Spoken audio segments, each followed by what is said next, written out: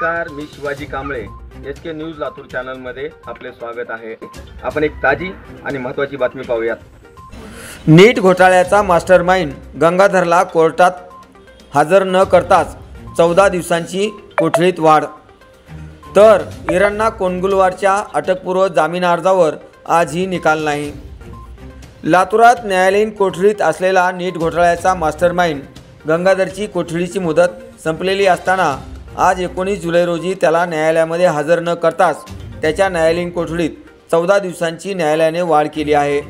तर या प्रकरणातील फरार आरोपी इराणा कोंडगुलवार याच्या अटकपूर्व जामीन अर्जावर आज लातूर न्यायालयाने इराणाचा वकील व CBIच्या वकिलाची बाजू ऐकून घेतली। यावरचा निकाल न्यायालयाने उद्यापर्यंत म्हणजे शनिवारपर्यंत राखून ठेवला आहे। विशेष म्हणजे आज लातूर न्यायालयामध्ये विशेष असे काहीच घडले नाही। CBIचा तपास आणि न्यायालयीन प्रक्रियेत उशीर लागत असल्याचे दिसून आले।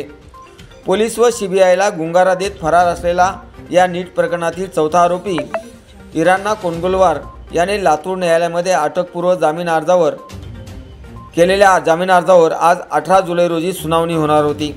मात्र ही सुनावणी अजून आणखी एक दिवस पुढे ढकलण्यात आली आहे। इराणाच्या जामीन अर्जावर 19 जुलै रोजी सुनावणी होणार होती, मात्र आजही सुनावणी झाली नाही। आता 20 जुलैची सुनावणी होणार आहे।